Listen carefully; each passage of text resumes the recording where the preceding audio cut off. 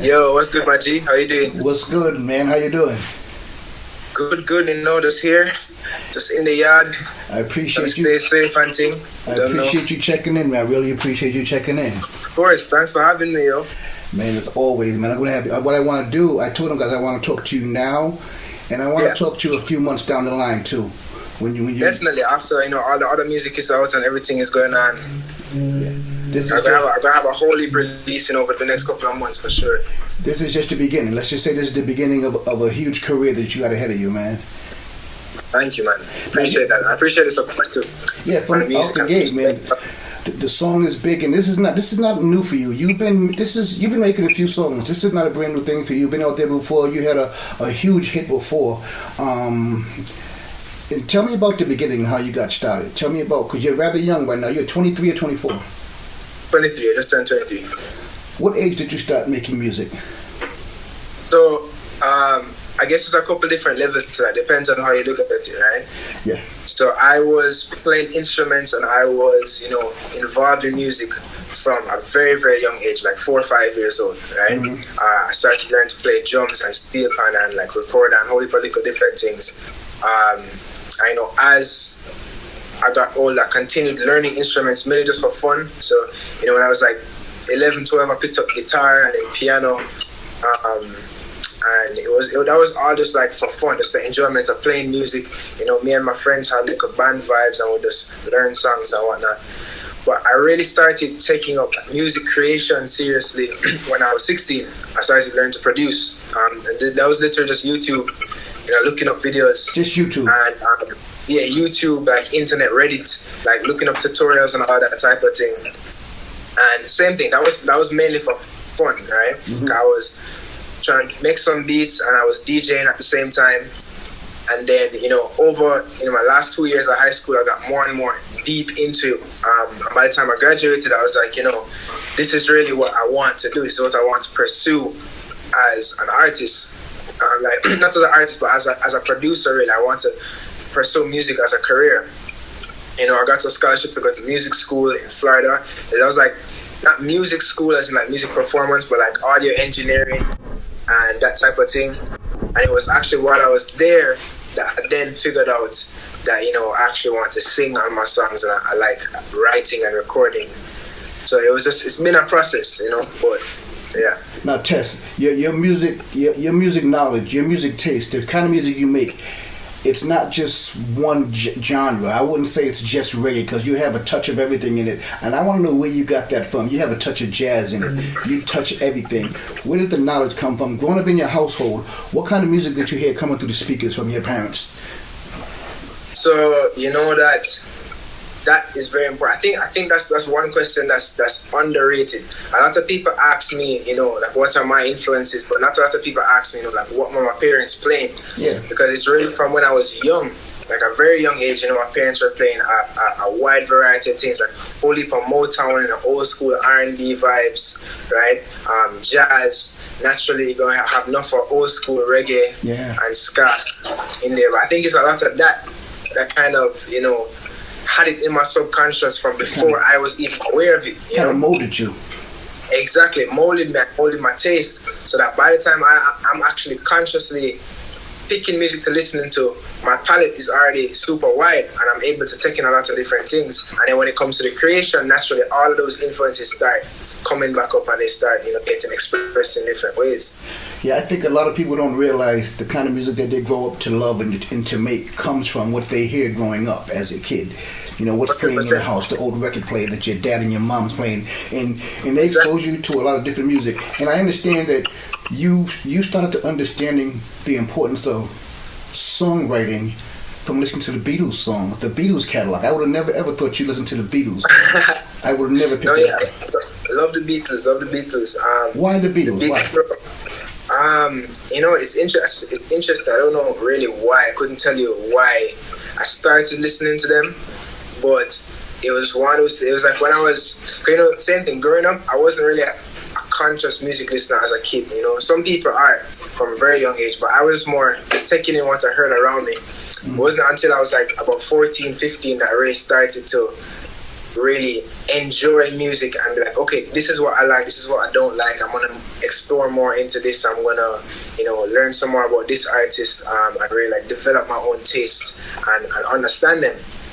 And the Beatles were one first artist that I consciously made an effort to like listen to. Wow.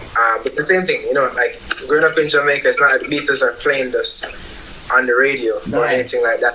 I mean, naturally, my parents would have played some, and you hear about the Beatles, everyone knows about the Beatles. But I really dove into their catalog, and there's just so many good songs, you get me? And they're not songs that are necessarily based around a certain trend or a certain gimmick or anything like that. It's just solid songs. You have some composition, you have some words, some man them are singing. What I love to also is that they're not really great singers. You get me?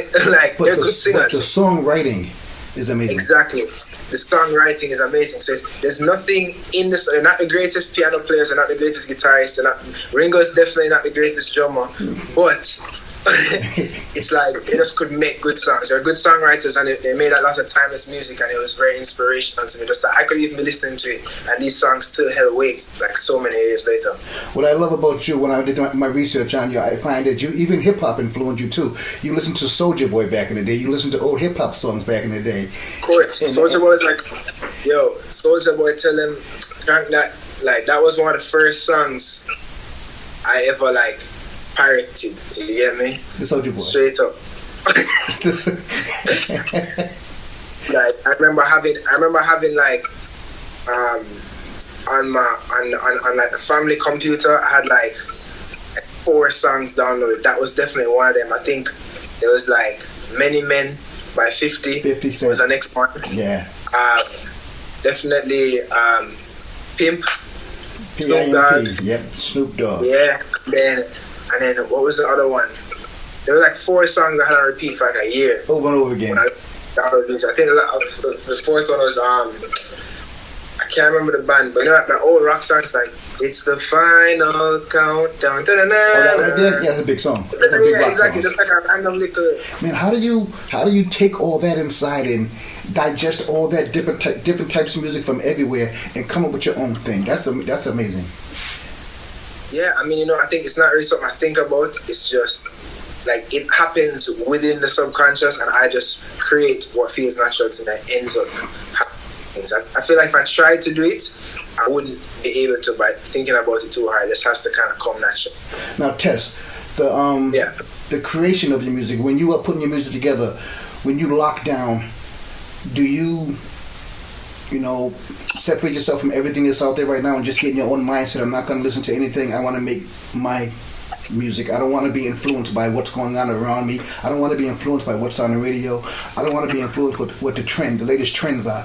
I want to create my sound. Is that what you do? Not really, to be honest, because I think anybody that says that or attempts to do that is kind of lying to themselves in a sense.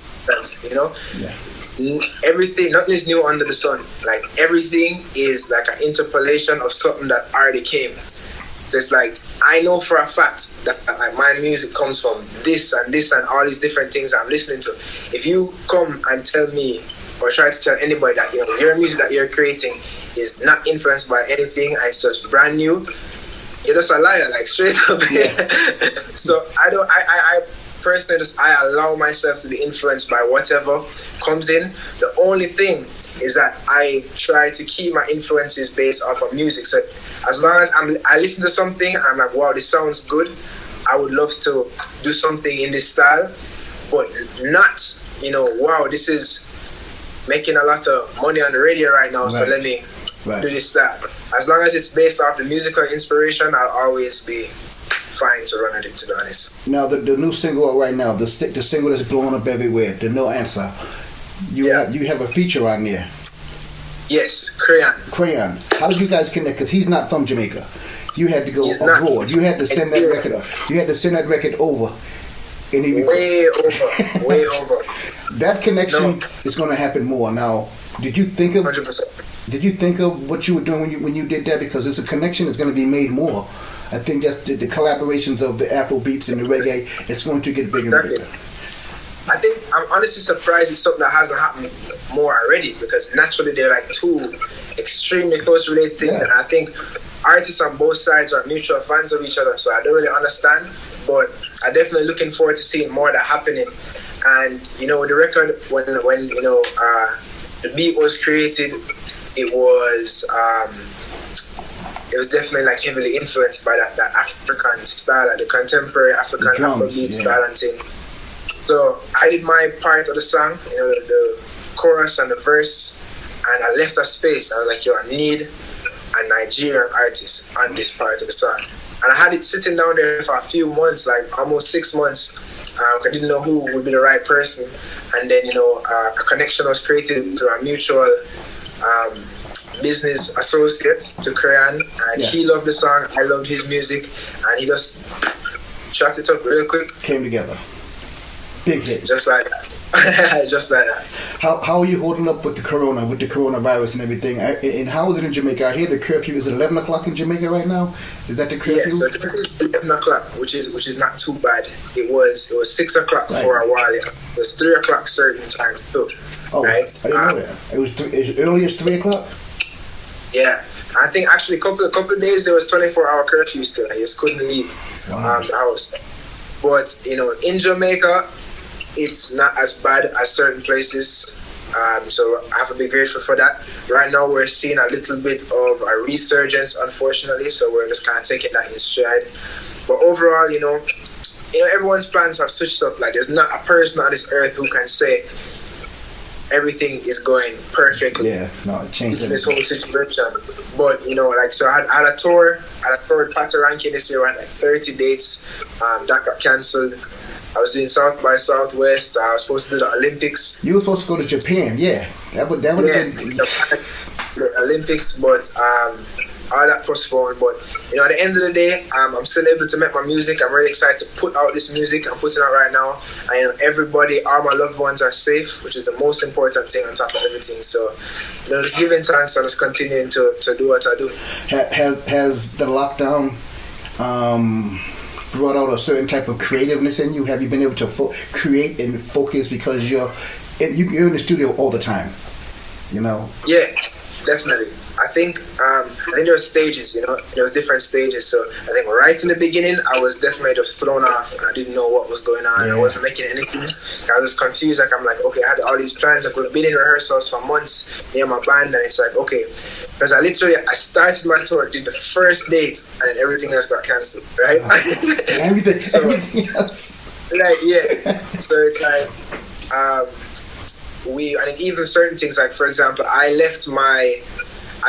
been living in LA for the last 3 years, right? Mm-hmm. And I left my house in LA planning to go back in about 2 weeks, right? Because we're going to go back to LA, do more rehearsals, and head off on the rest of the tour. And then I haven't been back there in like 6 months now, right? Mm-hmm. So even like, I don't even have most of my clothes, most of my things. Cause I packed a week and a half back. I've been living out of that, right? You know, things happen. So I think in the beginning I was a little bit thrown off, but once I figured out, I said, okay, this is what we just have to work with. You know, I started to get extra creative, and I found some time actually to step back from the business element of music and like the professional musician for a little bit, and like tap back into the original energy of what got me into music, which was just exploring ideas. So for a couple of weeks, I just made things that I knew I'd never release, and they weren't meant to release or even to show anyone. They're just for me. For you. And I think it helped me to like kind of rekindle some of the love I really had for creating. And then since then, you know, I've been wrapping up the project, got all the last pieces done off of that, and right now we're just in like the final stages of like the creation, finalizing cover art and that type of thing, and videos. So it's been good. It's been good overall. It's been really good. A lot of people have reasons for making music. You have a lot of people have people they want to make proud. Is there someone in your life, whether it be your parents or someone that you're doing it for a reason? I want to thank you, and this is what I'm going to give to you for making me who I am. I think, you know, I definitely have to give thanks to my parents for always being extremely supportive of me. Because, you know, a lot of people have to actually struggle with their family in the creative fields. But now they've always been super supportive of me. Same thing, you know, my siblings, you know, my grandparents, my friends, everyone around me. I'm super grateful to. But to be honest, I don't do things usually like for other people or like to like necessarily make somebody proud or whatever. I just do it because that's what I feel my purpose is to do. I need to you know, fulfill like the path that I believe I'm supposed to take, and I know that for my parents and the people in my life will be happy for me doing that. They don't necessarily need me to do something for them to be proud. If I know that if I was supposed to be like accountant and that was it for me, they'd be equally as happy. Easily. So I'm just appreciative to have the support for sure. Now you're rather young, but your history, your reggae, your music knowledge is extensive. Something happened the other day with the Verses. They put the cover up. You're familiar with Verses, the Timberland Swiss Beats, and they put the cover up and they didn't include Bounty Killer and Beanie Man, and they should have, because them two guys changed the game. When you saw that cover, how did you feel that? I was a little disappointed, but not really surprised. You know. No. I wasn't surprised. I think that it's a common theme in music nowadays that, you know, a lot of the originators tend to not be getting the proper credit for, because even the whole idea of Verses, regardless of the fact that, you know, Beanie and Bounty, they're just the first one to really go viral and it changed the game, spark the thing. The whole idea of a Verses is based off of sound clash culture, you know? It's based off of dancehall culture, right? So the fact that leave them off was the same thing, you know? It's especially in America, I feel like the corporate side of the music sometimes is just focused on bigging up themselves, right? And they, so for example, they'd rather big up an American doing dance, real dancehall artists, and there's a lot of politics behind that. But you know, I'm glad that at least, you know, the man then came out and said, you know, here they changed the cover and said, you know, we really want to give thanks to XYZ, because a lot of people are just ignoring it. So I have to rate them for that and give them the props where due. But I think it's just a bigger issue in the culture, because, you know, every other song on the radio right now, you're going to hear a dancehall or reggae influence. Every artist, right? Yet at this point, it's so used that people don't even understand a lot of times. So maybe not even some of the people that are using it understand where the original sound is coming from. Because even like, you know, the whole of reggaeton, right? Yeah, reggaeton. Like the whole of the reggaeton world, like, as much as, you know, like definitely like Spanish culture has a lot of rhythmic music and whatever, reggaeton as in its current form is a pattern of a dancehall. And that's just a fact, you know? Like the dembo rhythm, that is based off come off of Shabba, right? Shabba dembo, like literally. So I think it's a thing where it's just going to be important for this next generation of musicians, especially. Well, one thing I'm happy about is that, you know, it's a generation of Jamaican musicians that are bringing their own music to the world and can show people that, look, this is the true original pattern. This is us, raw and direct. But I think it's also going to come to a generation of people, for example, like Swiss, right, who are willing to say, hey, you know, I'm doing this and I know you guys love it, but you need to understand where it really comes from. Where it comes from. Like the people who have the power and the people who are actually capitalizing off it to just be honest and just share that glory. I think that's all we're really asking for. Because no one is the same thing. I'm inspired by many different genres, right?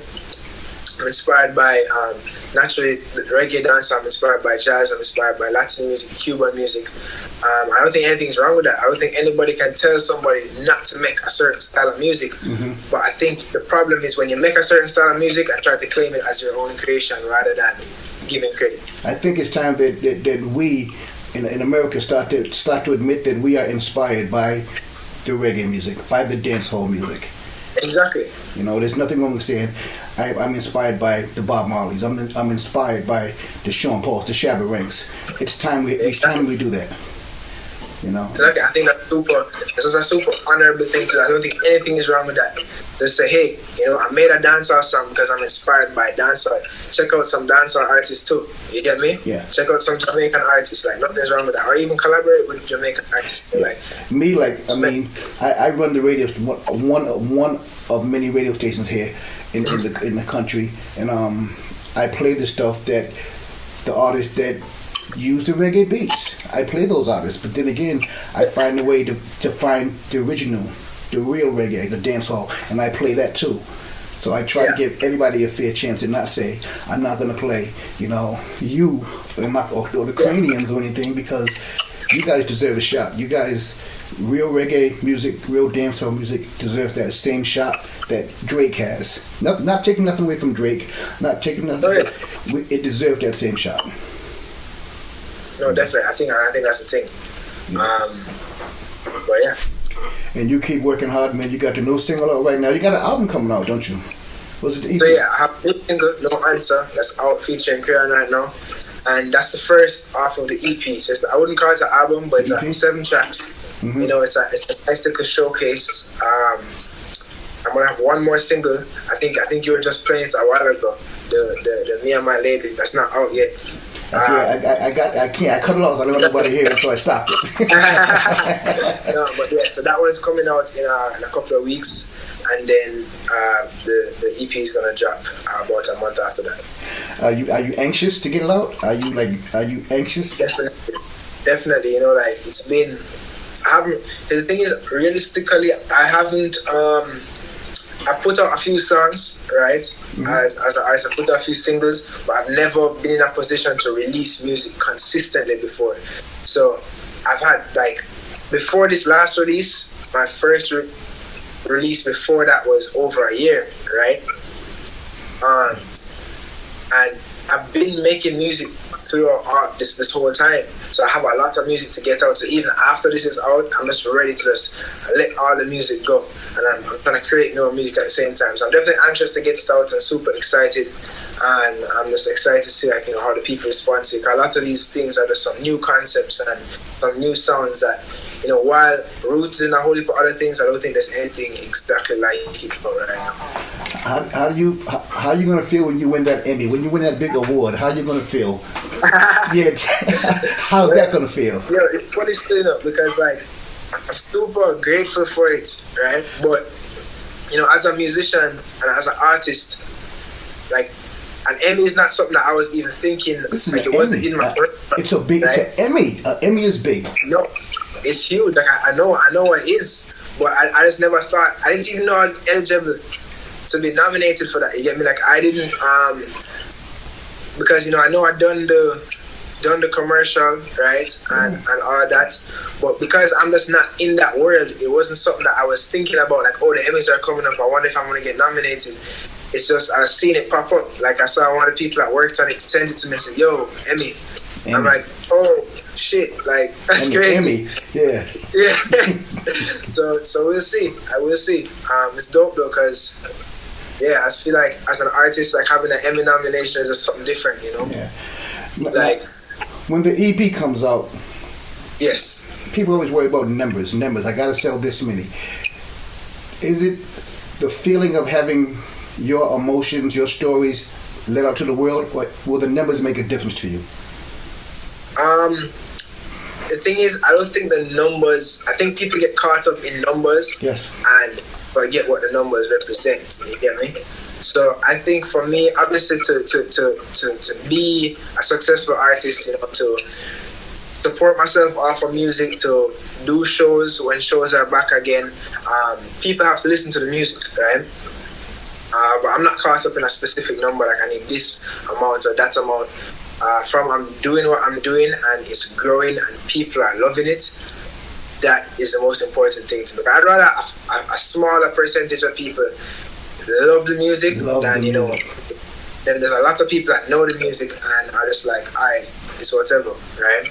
Yeah. But I know that my fan base and thing has been consistently growing over time. And I think with this new music too, there's gonna be a lot more space for a lot more people to discover the music, just because there's gonna be a lot of it up.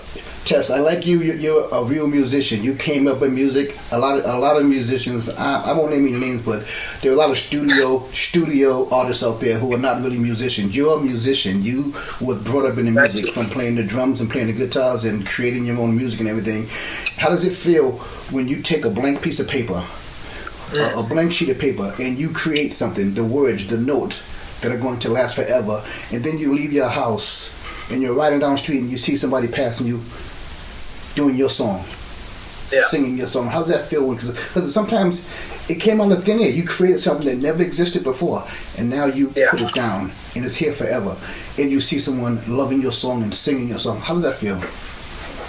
It's definitely a bit of a surreal experience, especially when it's just like, when you have the song, especially in studio and mixing and finalizing and all that, you hear it so many times that it almost becomes like this like figment, like it's not a real thing, right?